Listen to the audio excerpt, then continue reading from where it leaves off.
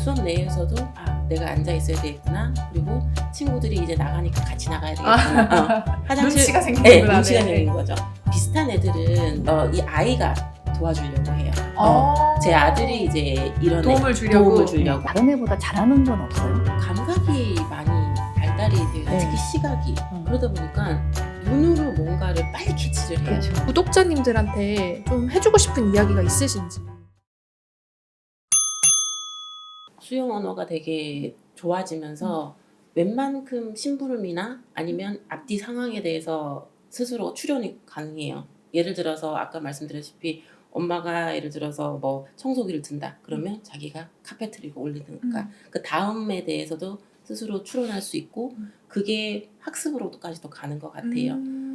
그래서 뭐 또 다른 면에서는 뭐 선생님 얼굴이나 친구들의 표정을 보면서 아 내가 40분 동안 조용히 앉아 있어야 되겠구나 이런 것도 느끼면서 초등학교 생활이 지금은 뭐 도움반에 반 있고 그리고 일반 애들이랑 같이 수업을 하는 수업이 이렇게 학교 수업도 되게 잘 돼 있거든요. 일반 학교 다니는데 도움반이 따로 있고 네. 일반 수업도 들어가요? 네, 국어랑 수학은 도움반에서 자기와 비슷한 애들 한 3-4명이서 앉아서 해요.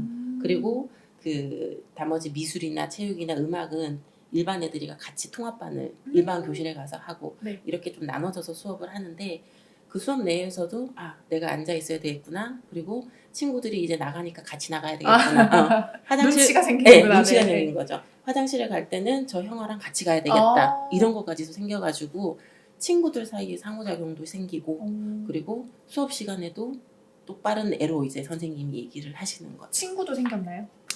네, 친구도 생겼어요. 일반 애들은 아들을 되게 도와주려고 하는데 비슷한 애들은 이 아이가 도와주려고 해요. 제 아들이 이제 이런 도움을 주려고. 화장실 가기 무서워하는 형이야. 네가 좀 같이 가줄래? 선생님이 얘기하시면 자기가 손잡고 이렇게 기특해라. 가요. 예. 네. 그 정도로 이제 사회성이 많이 올라와서 애가 학교 생활을 일반 학교에서도 일반 애들과 그리고 자기가 비슷한 애들과 특수 교사님하고 그리고 일반 교사님하고 그 사이에서도 좀 사랑을 많이 받고 있는 편이에요. 지금 엄마 아빠 그리고 가족 관계는 더 좋아졌고요 옛날보다? 훨씬 좋아졌어요. 아빠도 이 아이와 비슷하게 불안과 약간 강박이 있어요. 네. 아이 때문에 혹시 생긴 건가요? 더 심해지긴 했었죠 초기에는. 네. 근데 원래 약간 강박이 있는 사람이었어요. 근데 그 아이와 그러니까 아이와 아빠가 친해지기까지가 너무 오래 걸렸는데 네. 지금은 아이가 이해하고 그리고 어느 정도 말도 표현을 해요. 어디 가고 싶어? 그러면 바다. 오늘은 어디 갈까? 이마트 가고 싶어. 이 정도까지 표현을 하거든요. 그러다 보니까 아빠와 이제 대화를 하기 시작을 했고 그러다 보니까 아빠와 스킨십이 늘어났고 네. 그러면서 가족들도 이제 평온한 분위기가 지속되는 되고 있어요. 네. 혹시 그렇게 잘 가다가도 한 번씩 요즘도 힘들 때가 있는 건가요? 하루에 2번은 짜증을 내요. 네. 왜냐면 언어 지연이 있다 보니까 답답한 게 여기까지 본인이 있을 표현을 거예요. 못하니까. 그거를 분출하는 방법이 아마 짜증이 아닐까라고 생각을 합니다. 근데 많이 줄어들고 있어요. 네, 표현 언어가 늘어나면서. 그리고 엄마 아빠도 이제 어떤 아이구나를 아니까 어떤 부분에서 짜증이 나는구나 이거 캐치하는 것도 좀 나아졌나요? 네. 웬만한 거는 위험하지 않으면 아이가 하고 싶은 대로 다 경험하도록 놔둬요. 네. 그리고 그 아이가 충분히 이제 경험을 하고 났으니까 스트레스가 덜 받게 되는 거지 그 아이는. 그 상황에 대해서? 네. 그래서 예를 들면? 뭐 예를 들어서 아이는 돌을 만지고 싶어 해요. 근데 초등학교 1학년 되는 애가 막 돌 만지고 있으면 목이 좀 민망할 때가 있어요. 왜냐면 돌을 만지는 게 막 손에도 엄청 더럽히고 몸에 더럽히고 그리고 혼자서 계속 돌아다니고 있으니까 그러면 제지할 만 하거든요. 근데 우선은 충분하게 경험하도록 놔둬요. 네. 그러면 어느 순간에 엄마 가자 하고 손잡고 가고 본인이 의문을 다 풀었구나. 네. 그래서 시간을 충분히 줘야 되는 것 같아요. 느리지만 이렇게 계속 지켜보면서 같이 갈 수 있는 그런 시간을 많이 만들어요. 혹시 저도 궁금한 게 하나 있는데 그거 아이를 기르면서 다른 애보다 잘하는 건 없어요? 잘하는 거는 감각이 많이 발달이 돼요. 네. 특히 시각이. 그러다 보니까 눈으로 뭔가를 빨리 캐치를 해요. 그렇죠. 네. 예를 들어서 동영상도 제가 좀 위험하다고 생각하는 게 동영상을 보여주면 장면을 다 머릿속에 기억하는 느낌? 그래서 어느 장면에 뭐가 나온다를 한 번에 알아내고 그러니까 퍼즐 어른들은 같은 그냥 거. 이렇게 쭉 지나가잖아요. 네. 그러니까 퍼즐 같은 것도 되게 빨리 맞추고 이런 게 어렸을 때부터 시각이 너무 많이 발달되어 있다. 이게 좋은 건지 나쁜 건지 모르겠지만 제가 왜 그런 질문을 드렸냐면 결국은 이 아이가 어떤 부분은 뛰어난 게 있고 특히 학습이 아예 안 되는 애도 아니잖아요. 그래서 장래에 걱정이 아까 하시길래 그러면 지가 잘하는 분야를 그 능력을 써서 잘 할 수 있는 거를 찾아주는 게 너무 중요해요. 그러니까 아직은 걔가 어떻게 갈지 면 가끔 제 환자들 중에 이 아이들이 이제 좀 시각이 발달된 아이들이 많이 있는데 그림을 정말 기가 막히게 그리는 아이도 있어요. 뛰어난 그림. 아니면 또 웹툰 잘 만드는 애도 있고. 그래서 얘도 이제 나중에 어떤 이 형태의 지각이 뛰어난데 이거를 잘 이용해서 이걸 계속 또 얘들 지겨워하지 않으면 잘도 해요. 그래서 뭔가 이렇게 그걸 이용해서 자기가 세상에 정말 돈을 벌 수 있게끔 하는 그것도 좀 필요하다고 봐요. 얘가 행복해야 되니까 이 아이들도. 맞아. 제가 잘하는 게 행복하거든요. 그걸 저도 유심히 한번 찾아봅시다. 앞으로 장래에 얘를 일반론적인 어떤 그 모든 걸 잘하는 그런 교육을 시키지 말고 지 재밌어하고 잘하는 쪽으로 개발시키는 거는 우리가 유심히 관찰을 해야 될 것 같아요. 뭘 잘하나, 뭘 재밌어 하나.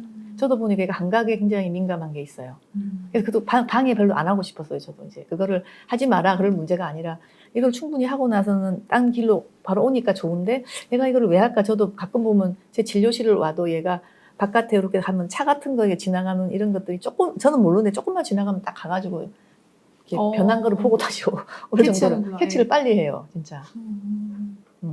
그게 뭐가 될지는 우리의 고민, 엄마의 고민. 그렇죠. 요것도 사실 질문을 드리고 싶었는데 정신과 가기 힘들었다고 마음속으로 하셨잖아요. 사실 요즘 코로나 때문에 혹시 우리가 발달 지연 아닐까? 이렇게 고민하는 엄마들이 되게 많아졌다고 하더라고요. 교수님도 찾아오기 더 힘들 정도로. 그래서 이 구독자님들한테 좀 해주고 싶은 이야기가 있으신지. 우선은 제가 저 어려운 아이에 대해서 저도 혼란한 시기를 많이 겪으면서 책도 많이 읽어보고 상담도 많이 듣고 조언도 많이 들으면서 가장 저한테 와닿았던 거는 그 3살까지 뇌가 발달이 되지만 그 발달이 지속된다는 거였어요. 네, 그래서 어렸을 때 이 아이가 뇌 발달이 끝났다라고 생각하는 부모님들이 많은 것 같아요. 아, 3살까지면? 네, 3살까지는 웬만한 거 다 발달됐으니까 그 다음부터는 모르겠다. 네, 그냥 있는 돈으로 평생 잘 살도록 해야지 뭐 이런 식으로 그냥 뭔가 약간의 마음의 포기를 하는 느낌도 많이 받았었거든요. 그럼 막 치료를 멈추거나 이런 사람도 있겠네요. 멈추는 것보다는 그냥 이제 될 대로 되라. 치료는 내 의무상 하긴 하겠지만 네, 더 이상 아이한테 크게 기대는 하지 않겠다. 뭐 이런 느낌이 좀 많았었어요. 근데 그럴 때만 느끼는 게 뇌의 발달은 지속적으로 가는 거며 그리고 교수님이 아까 얘기해 주신 대로 아이한테 뭔가 필요한 교육을 해야 되고 이 아이가 나중에 커서 사회 구성원이 될 수 있도록 그리고 스스로 돈을 벌 수 있도록 해야 된다라고 하는 그 말이 되게 위로가 됐어요. 얘는 직업도 못 구할 거야. 이런 생각이 굉장히 많았거든요. 스스로 포기해버리는구나, 엄마들이. 심지어 7살 때는 착석이 안 되는 애를 학교를 어떻게 보내? 막 이런 생각을 그러셨잖아요. 맞아요. 학교를 보내는데 지가 알아서 학교에서 사랑을 받고 있고 이 아이가 말은 조금 안 되지만 어떻게 뇌 발달이 계속 진행되다 보면 일반적인 사회 구성원으로서 자기도 돈벌이를 하면서 살 수 있겠다라는 그런 희망을 계속 부모한테 계속 주시는 그런 상담을 많이 해주세요. 희망 진짜 중요하죠. 네. 그 희망 하나로 계속 가다 보면 그게 지속력 있는 치료가 되지 않나라는 생각이 들고요. 그리고 가장 저는 원하는 거는 그 정신과라는 단어가 아직도 너무 부담스러워요.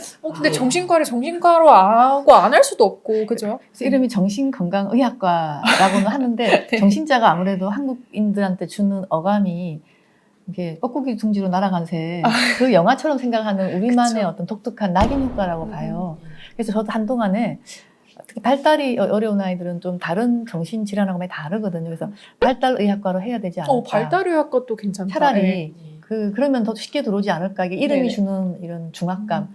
더더군다나 아이가 발달이 늦다 그러면 일단은 굉장히 부모는 불안해져요. 걱정이 많아지고. 근데 그때부터 이제 과 이름도 정신이라니까 왜 아까 말씀드렸고 왜 우리 아이가 정신을 가야 되냐. 이런 문제가 하나도 없는 것 같은데. 심지어 뭐 엄마 아빠는 환경에는. 요새는 하도 이제 저희가 이렇게 교육을 시키니까 거기가 이렇게 정신 그런 게 아니고 아이들은 발달 지원도 본다더라 하면 할머니 할아버님들이 막 또 끌어말리세요. 맞아. 오는 친척들까지. 네, 그래서 네. 제가 막 그러고 그걸 뚫고 오는 부모님들한테 당분간 그분들하고 사귀지 마시죠. 제가 이제 왜냐하면 자꾸 정신과에 대한 낙인 효과에 대한 강조를 하시면 가뜩이나 불안한 부모님들은 더 막 불안해지면 그때부터 비이성적인 판단을 시작해요. 그래서 예를 들면 뭐 이상한 비타민, 뭐 이상한 약들 엄청 먹고 들어오세요. 괜히 그런 데 돈 다 쓰고 아이 간은 나빠지고 그런 애들 있거든요. 아 그래요? 간까지 나빠질 정도? 왜냐하면 너무 먹여가지고. 아이고 어떡해. 그렇기 때문에 이게 이성을 차려야 되는데 예. 이성을 차리려면 희망도 있어야 되고 또 이렇게 제대로 알아야 되는데 그거를 이렇게 다 거부하게 만드는 게 낙인 효과라서 저도 제가 처음에 레지던트 처음에 들어올 때 정신과 의사가 되고 싶다고 우리 어머니가 말리셨어요. 그래요? 하필이면 그 많은 과 중에 그래서 내가 그때 한 말이 있어요. 엄마 정신과 병은 이게 전염병이 아니야. 진짜 전염병처럼 생각하잖아요. 이게 뇌과학이야. 우리 때 한참 이제 프로작가 좋은 약도 나오고 해서 그때부터 소위 말한 뉴로사이언스라 그러죠. 뇌과학이 막 발달되는 시기에 제가 레지던트를 선택했거든요. 굉장히 전 새로웠어요. 뇌가 바뀐다는 거. 뇌에 대한 연구가 막 그때 MRI도 찍고 이러면서 새로운 시점에 제가 이제 정신과 의사가 됐는데 그때 당시에 정말 모든 사람이 말렸어요. 왜 멀쩡한 네가 거기 가자고 그래서 멀쩡 거기 의사가 되는 게 내가 안 멀쩡해지는 것도 아니고 야 정말 우리 나라는 굉장히 그래서 어머님 아버님이 엄청 말리셨어요. 그냥 딴과를 가지 그러냐. 그래서 제가 그 선택지가 있으니까. 저는 다른과. 사람 마음 어떻게 바뀌는지 네. 궁금했고 그다음에 뇌 과학이 되게 재밌을 것 같아. 정신과가 뇌라는 것도 사람들은 잘 모르는 것 같아요. 그러니까 우리 다 신경과하고 정신과의 차이가 뭐예요? 그랬을 때 정신과는 같이 뇌를 다루는데 우리는 고위 인지 기능을 다뤄요. 감정, 인지 이런 것들. 근데 신경과는 뇌졸중 이런 것처럼 이렇게 좀 하위에 있는 뇌 기능을 다뤄요. 뇌와 우리는 고위를 다루고 그래서 행동 및 정서를 다루는 거예요. 우리는 주로.